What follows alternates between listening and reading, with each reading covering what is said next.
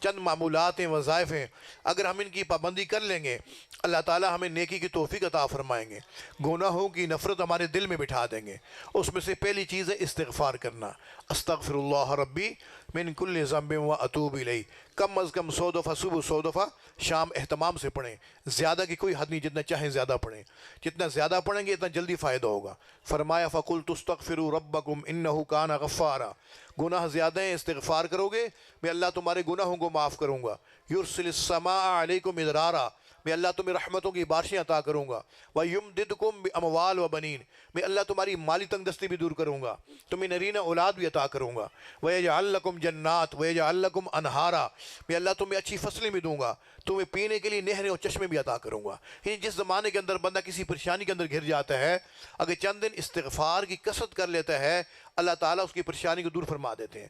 یہ جو میں آپ سے بات کر رہا ہوں قصہ کہانی نہیں سنا رہا، میں تجربے کی بات بتا رہا ہوں۔ میں اپنے ہر بیان کے بعد لوگوں کو استغفار کا عمل بتاتا ہوں، جو بھی اس پہ عمل کرتا ہے اللہ تعالیٰ اس کی پریشانی کو دور فرما دیتے ہیں۔ ایسے ایسے لوگ جو خودکشی کرنا چاہتے ہیں میں ان کو یہ استغفار کا عمل بتاتا ہوں، رب تعالیٰ خودکشی سے بچاتے ہیں۔ یہ مانسہرہ سے آگے ایک تحصیل اس کی اگی، میں 2-3 سال پہلے کی بات ہے، وہاں گیا، مجھے ایک بندہ کہنے لگا حضرت میں اپنی زندگی سے اتنا پریشان آ گیا ہوں، دل چاہتا ہے پہاڑ سے چھلانگ لگا کے اپنے آپ کو ختم کروں، دریا میں چھلانگ لگا دوں۔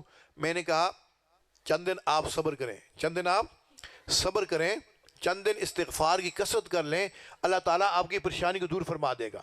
کہنے لگا کتنی کرنی ہے؟ میں نے کہا ایسا کرو کہ آپ 1.25 لاکھ دفعہ استغفار پورا کرو، 1,25,000 مرتبہ استغفار پورا کرو۔ ترتیب اس کی یوں بناؤ کہ روز 2,000 3,000 4,000 پڑھ لو، 2,000 سے کم نہ پڑھو، 2,000 سے زیادہ پڑھو، چند دنوں کے اندر یہ آپ کی جو ہے نا پریشانی دور ہو جائے گی۔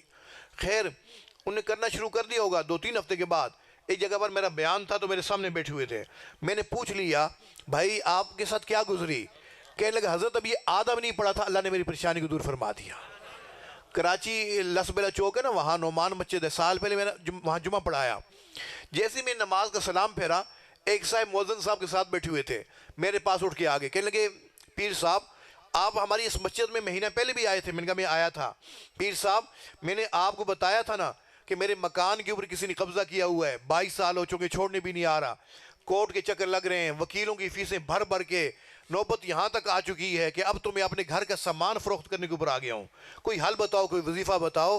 تو آپ نے کہا تھا کہ 1.25 لاکھ دفعہ استغفار کرنا، تو میں نے کہا کیا ہوا پھر؟ آپ نے 1.25 لاکھ دفعہ پورا کر لیا؟ نہیں حضرت صاحب ابھی چند دن ہی پڑا تھا، وہ بندہ خود ہی چابی لے کے میرے پاس آ گیا۔ تو اگر میں آپ کو استغفار کی کارگزاریاں سنانی شروع کروں نا 2-3 گھنٹے اس کے اوپر گزر جائیں گے۔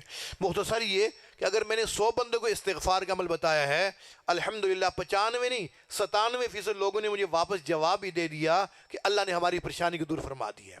تو جس قسم کی کوئی پریشانی ہو کہیں بھی جا کے رونے کی ضرورت نہیں ہے، چند دن اپنے اللہ کے سامنے ہم استغفار کی کثرت کر لیں گے، اللہ تعالی ہماری پریشانی کو دور فرما دے گا۔ البتہ 100 دفعہ صبح، 100 دفعہ شام یہ اہتمام سے پڑھ لیں۔ دوسری چیز ہے آقا علیہ السلام کے وہ درود شریف پڑھنا۔ نبی علیہ السلام نے درود شریف خود سکھائے ہیں۔ ایک مختصر سا درود شریف ہے، اللہم صلی علی سیدنا محمد وعلی آل سیدنا محمد وبارک وسلم۔ یہ بھی کم از کم 100 دفعہ صبح، 100 دفعہ شام اہتمام سے پڑھیں، زیادہ کی کوئی حد نہیں، جتنا چاہیں زیادہ پڑھیں۔ تیسری چیز ہے قرآن پاک کی تلاوت کرنا۔ ہر روز بلانا اگر ہم قرآن پاک کی تلاوت کریں، 1 سپارہ، پونا سپارہ، آدھا سپارہ، جتنا ہو سکتا ہے روز پڑھ لیں۔ پڑھنے والے ایک قرآن بھی پڑھتے ہیں۔ مجھے کراچی میں ایک ساتھی ہمارے تھے عالم، کہنے لگے حضرت میں 1 قرآن روز پڑھتا ہوں۔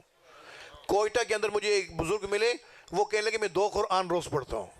کوہستان خیبر پختونخوا کا آخری ضلع ہے، وہاں میں جاتا رہتا ہوں، تو وہاں کا جو ڈی پی او صاحب ہے نا، پولیس کے ضلع کا بڑا افسر، وہ آئے ہوئے تھے اور وہ مجھے کہنے لگے کہ حضرت میری زندگی میں کوئی نماز قضا نہیں ہے حضرت، 40 سال سے میری تہجد قضا نہیں ہوئی ہے حضرت، بہت عرصہ ہو چکا ہے، بہت عرصہ ہو چکا، میری عادت بنی ہوئی ہے، میں 15 سپارے روز پڑھتا ہوں۔ تو اگر اتنے مصروف لوگ اتنے اعمال کر سکتے ہیں تو ہم لوگ کیوں نہیں کر سکتے؟ کریں گے انشاءاللہ آج سے۔ تلاوت کی پابندی کرنی ہے، تھوڑا کریں لیکن روز کریں۔ نہیں پڑھنا آتا اپنے علماء کے پاس جائیں، قراء کے پاس جائیں، ائمہ کے پاس جائیں کہ حضرت ہمیں جو ہے قرآن مجید تجوید کے ساتھ سکھا دیجئے۔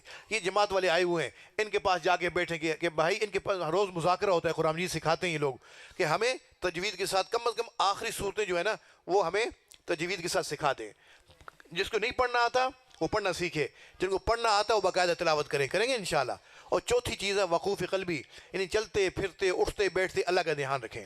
ہم گھر میں ہیں، مسجد میں ہیں، بازار میں، آفس میں، کھیت میں ہیں، کہیں بھی یہ دھیان کدھر ہو؟ اللہ کی طرف ہو۔ میرا اللہ مجھے دیکھ رہا ہے، میری ہر حرکت سے واقف ہے۔ اس دھیان رکھنے کو وقوف قلبی کہتے ہیں۔ یہ شارٹ کٹ راستہ ہے اپنے اللہ تک پہنچنے کا۔ کسی کو کیا معلوم بندہ کیا سوچ رہا ہے؟ کسی نے کہا وہ جن کا عشق صادق ہے وہ کب فریاد کرتے ہیں، لبوں پہ مہر خاموشی دلوں میں یاد کرتے ہیں۔ کام کاج بھی کر رہے ہو، دھیان کدھر ہے؟ اللہ کی طرف۔ ہاتھ کارول دل یارول، ہاتھ کام کاج مصروف، دل اللہ تعالیٰ کی یاد مصروف۔ اور پانچویں چیز ہے ذکر قلبی مراقبہ۔ 24 گھنٹے میں جب بھی ہمیں وقت مل جائے کم از کم 15-20 منٹ کے لیے اپنی آنکھیں بند کر کے دل کی طرف متوجہ ہو کے بیٹھ جائیں۔ یوں سوچیں کہ اللہ کی رحمت آ رہی ہے، دل میں جا رہی ہے، دل سے گناہوں کی ظلمت اور سیاہی دور ہو رہی ہے، اور دل شکر کے طور پہ کہہ رہا ہے اللہ اللہ اللہ، میں اس کو سن رہا ہوں۔ دل اللہ اللہ کر رہا ہے، میں اس کو سن رہا ہوں۔ سننے کی کوشش کرنی ہے، زبان سے پڑھنا نہیں ہے۔ بہتر طریقہ یہ ہوتا ہے جب بھی 24 گھنٹے میں ہمیں وقت مل جائے 20-25 منٹ کے لیے اپنی آنکھیں بند کر کے دل کی طرف متوجہ ہو کے بیٹھیں گے، یہ سوچیں گے دل اللہ اللہ کر رہا ہے، میں اس کو سن رہا ہوں۔ اس کو کہتے ہیں ذکر قلبی۔ کیا کہتے ہیں؟ ذکر قلبی، ذکر خفی، ذکر سری۔ قرآن مجید میں آتا ہے وَاذْكُرْ رَبَّكَ فِي نَفْسِكَ أَيْ فِي قَلْبِكَ، تو یاد کر اپنے رب کو اپنے دل میں، اپنے من میں۔ اللہ رب العزت ان معمولات کے اوپر ہمیں پابندی کی توفیق نصیب فرما دے۔ خطبہ کے کلمات پڑھ لیں تاکہ رب تعالی ہم سب کے سب گناہوں کو معاف فرمائے۔ میں خطبہ پڑھتا ہوں، اس کو سنیے گا، پھر جو کلمات پڑھاؤں گا سچے دل کے ساتھ، اخلاص کے ساتھ یہ سب کلمات میرے ساتھ پڑھ لیں تاکہ رب تعالی اسی محفل میں ہم سب کے سب گناہوں کو معاف فرما دے۔ الحمدللہ وکفا وسلام علی عبادہ الذین اصطفیٰ، اما بعد۔ پڑھیے بسم اللہ الرحمن الرحیم،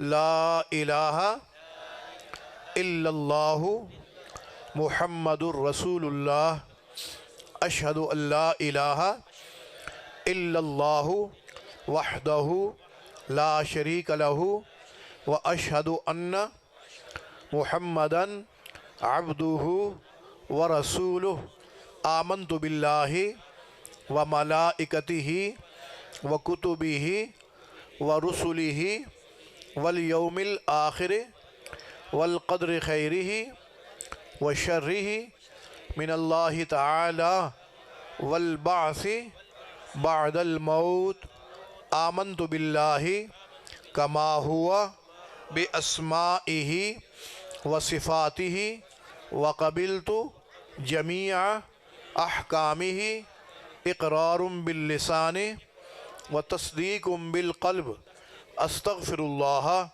ربی من کل ذنب واتوب الیہ برحمتک یا ارحم الراحمین۔ ان کلمات کے پڑھنے سے ہم سب لوگ توبہ طائب ہو چکے ہیں۔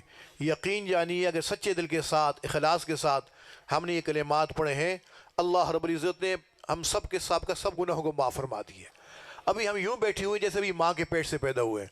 یہ میں نہیں کہہ رہا، اللہ کے محبوب صلی اللہ علیہ وسلم ارشاد فرماتے ہیں التائب من الذنب کمن لا ذنب لہ، جو اپنے گناہوں سے توبہ طائب ہو جاتا ہے وہ ایسے ہو جاتا ہے گویا اس نے گناہ کیا ہی نہیں ہے۔ آئندہ کے لیے اپنے آپ کو گناہوں سے بچانے کی کوشش کریں گے انشاءاللہ۔